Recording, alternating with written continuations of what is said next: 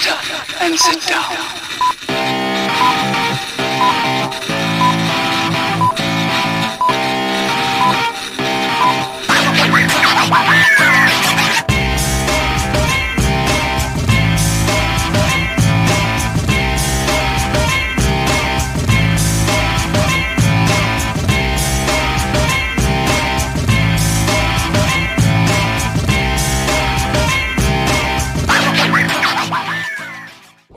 Hello again, and welcome everybody to another edition of the Rural Report. I am your Rural 2IC, and today is a video that I have been looking forward to for a little while, and I'm actually been getting a little bit of questions about this topic, so I figured, why not?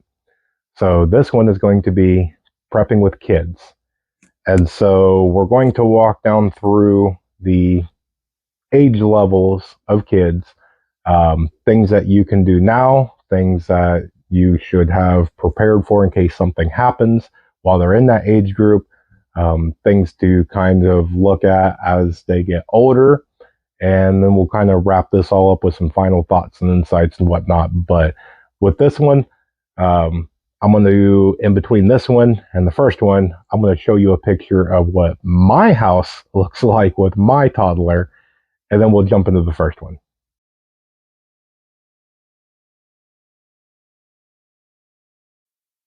All right, so the obvious first step is going to be newborn infant baby. And if you have a newborn or an infant or a baby or whatnot, when SHTF situation happens, besides being 6 months pregnant, has got to be, one of the worst times for something bad to happen. Babies require a lot, and with all the current technologies and the current products and everything on the market, it does make it a little bit easier. But if something happens, then a lot of those items go out the window. Now, if you can and are willing to breastfeed, that knocks a lot of things out. Now, I understand that not everybody is willing. Not everybody can. There's different reasons why you can't breastfeed. And so you're going to have to think of bottle, and you're going to have to do a lot of your own research on plastic and glass and the type of nipple that you're going to put on and extras and how to sanitize and, all that other different things that you're going to have to go into. I'm not going to go into what you should have or anything along those lines. This is your kid. You need to decide. You need to do your research. But you have to look into a lot of those things that your baby absolutely has to have. Now, having some clothes is really all you're going to need. You don't need to have them 50,000 clothes and a bunch of stylish name brand everything, and a baby does not need shoes and all that. We're looking at this in the survival sense. Now you have to realize diapers are going to be a big thing. Now, I will try and stress to look into cloth diapers. Maybe prep, a package or how to make cloth diapers, even if you're going to use a name brand disposable diaper. If you have the ability and the money and the space to stock up on the sizes of diapers, because babies grow, and especially, when you get into a little bit older and you start potty training, if you have a stressful environment, it might take your child a little longer to, mentally and physically develop these skills. So you can't take for granted going, well, my last kid was potty trained at 16, 18 months. That's great, but with bullets going off and bombs and fires and people yelling and things like that, and a very bad worst case scenario, your child may retain that real baby innocence for a while. And if you've only prepped because you think that you can potty train within 18 months and it's not until they're 4, then you're going to be in trouble. So, not going to happen with everybody. I understand that. But I'm just giving you an insight of what you might want to look at and think about to prepare with an infant, to a newborn, to a baby, to all that. Let's move on to the next stage. All right, so moving on, as the child gets a little older, now we're into the toddler phase. This is going to be a fun one because a baby is going to do what a baby does. It doesn't know any better. If something happens that you need absolute silence, there's somebody outside your house, you don't know who they are, and if your baby's hungry, cold, scared, cranky, has a finger that falls asleep, it's going to cry. A toddler can sometimes be equally or even louder than a baby. So if there's a loud noise and it scares your toddler and they scream at the top of their lungs, you have to be prepared on what you're going to do about that. Now, I'm not going to tell you what to do. Again, these are your children or your child. You've got to do your thinking and your research and figure out what you can and can't do, what you're comfortable with, and all that. But a lot of these are going to be kind of the same in each category. Your child's now bigger. So if the baby shower only got you newborn clothes and now you have a 2-3-year-old running around, you have clothes that fit, because your adult clothes are not going to fit your toddler, and they're going to need to have some sort of clothing. To have diapers handy just in case you can't get them potty trained at a very young age. They may wear diapers for 3-4 until they're 5 years old, in an extreme case. And so you have to have something prepared, because it's going to be a very sanitary hygiene issue if you don't have any. And, especially if you don't know how to make your own laundry soap or have access to clean water or whatnot, to have a whole bunch of human waste all over the place, they're going to get sick. They're going to get infections. You're going to get sick. It's just going to be a bad story. Toddlers are now at that age that they like to play. And to have a ton, which I showed you the picture a little bit ago, what mine looks like, everything's made out of plastic. Everything takes a computer chip and a battery. They light up, they make noise and things like that. And kids love them, and I understand. But for some of your older preppers that's watching this, when we were growing up, depending on your age, you had some of those things. If you're a little older, you didn't. But to have toys that are durable and don't take batteries is going to be a really great thing.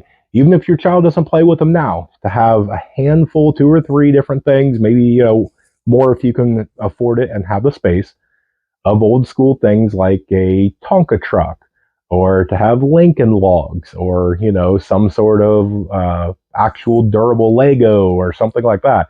Something that doesn't make a whole lot of noise, something that's very, very durable. Something that if it gets wet or stepped on, it's not going to get busted or anything along those lines. It doesn't take batteries to play with. Things like that's going to be a very good thing to have. And a lot of people don't take this into consideration. But if you didn't pack entertainment for yourself, you might find yourself playing with some Legos from time to time, and that's okay. I like to play with some of my kids' toys too. Completely fine, trust me. So to make sure that you look at when you have a toddler, if you have an infant, that bad things happen, you have to look that your child's going to get older and that you're going to have to cover each of these age steps or milestones. Or if you have a toddler now, these are the things that you might want to look at and prepare for. And then as we go here to the next one, you can look at this one. All right, so now we're on to the next category, and we're going to do this by school age. So now you have an elementary school child. This is going to be the same thing where you're going to have clothes and shoes, and it's going to be extremely hard because, again, if you have a very long-term bad situation, and, say you had a newborn, bad situation happened, and say we're going to be in the Stone Age for the next 50 years. Good luck if you didn't prepare for your kid growing completely up. Now, again, maybe nothing happens. And I really hope to God nothing does happen, ever.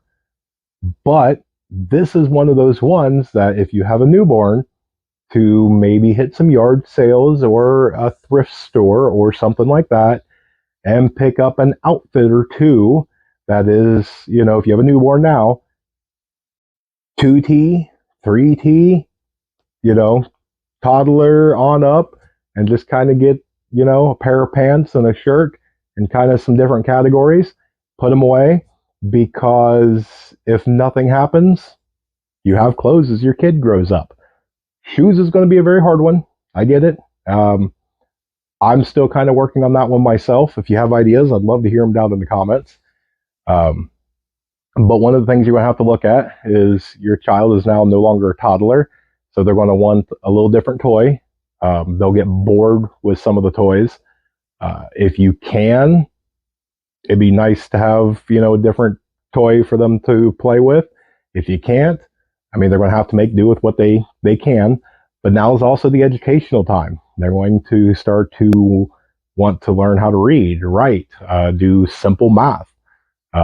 This is that time that education comes in. So do you have the things that you're going to need, the aids that's going to help you learn how to do, reading, writing, shapes, colors, all those things? Do you have all that? It's going to be important, because if we're talking about, 50-year bad thing, and your child is 6, 7 years old, and they don't know what the color purple is because they've never seen anything purple, is it bad? Maybe not. Is it good for them to learn? Yeah. It's just something to think about. But let's go to the next one. All right. So now we're at middle school. And now you're into the same thing of clothes and shoes. And again, if you have a newborn or anything along those lines, that maybe you're pregnant when all this happens, this is going to be extremely hard to do shoes.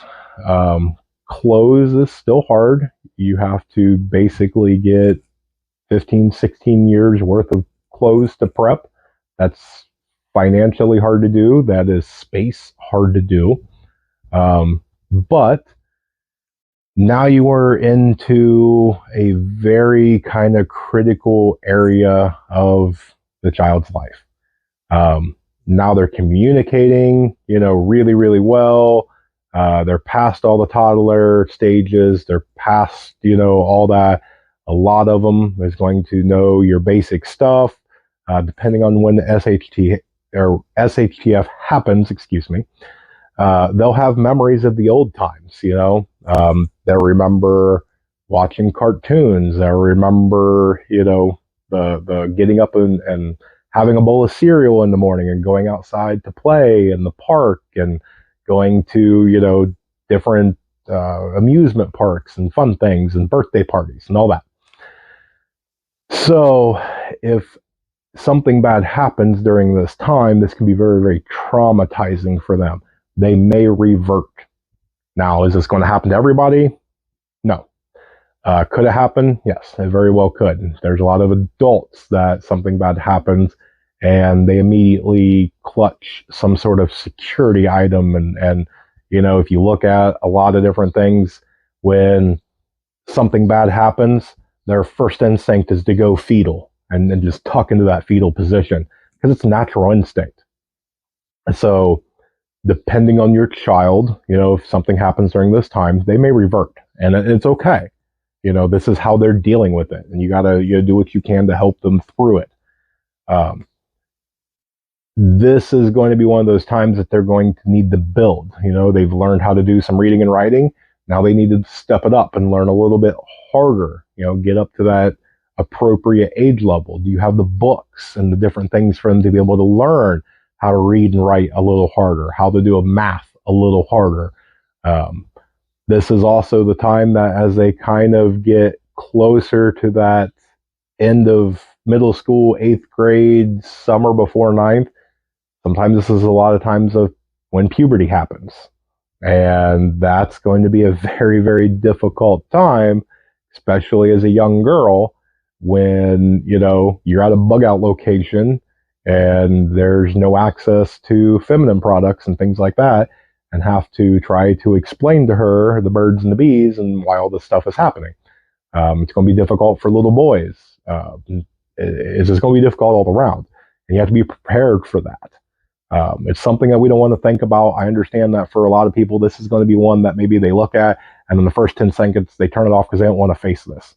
And part of prepping is going to be dealing with uncomfortable truths of what might happen, so that way we can prepare and try to make the best of a bad situation.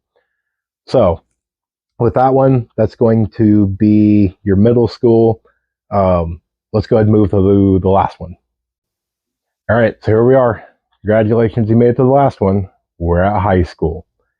Now, this one is going to be a little different, because usually by high school, you've almost, or you have reached basically your adult size. So clothing can be hand-me-downs by this time in their life of what you wear, or, adult-ish clothes and shoes. Now they can do a lot harder of tasks. Now they can do a lot of things by themselves away from you, a little bit more dangerous things.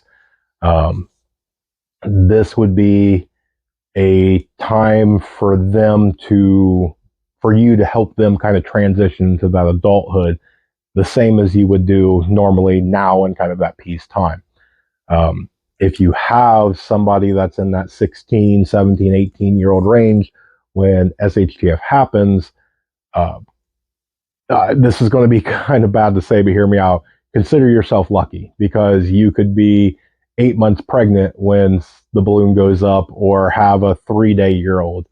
So compared to that person, to have a 17-year-old, consider yourself lucky. With them, you probably want to do everything you can to transition them. So have them be more included in decision making. Have them take on bigger responsibility and more of a presence of different roles, in your mag or your tribe or whatnot. This is, kind of that difficult time, because now they're a year or two into puberty. Now they understand their bodies. Now they understand the birds and the bees. And this is going to be one of those ones that's going to be different no matter the situation, because if everybody is a family and you have a little boy or a girl, going through puberty gives you those hormones, and there's nobody around for them during that hormone time. That's going to be extremely confusing and frustrating, and depending on boy or girl, you're going to have hormonal issues of rants and frustration, and it doesn't matter if it's a boy, they're still going to rant and frustrate or whatnot. Versus if a bunch of the neighbors are, in a couple of homesteads, and one has a boy and one has a girl, or however you say it, it is going to be one of them things that, are you prepared for young love? Do you have protection? Let's put it that way. So that way, as kids explore, as they often do, because being on, a homestead during a bad times, it's going to be extremely hard to watch these, growing up kids, young adults, 24/7. Two 17-year-olds are going to figure out some way to be alone, and it's going to be one of those ones that it's going to be an extremely difficult time. And this is going to be an extremely difficult or maybe uncomfortable thing for you to think about. I'm going to mention it anyway, because again, this is what this is all about. So it's something that needs to be shared. It needs to be thought about, needs to be planned for. But let's wrap this up with a final thought. All right. So we just went through all of that, and I understand some of that might have been difficult, might have been uncomfortable.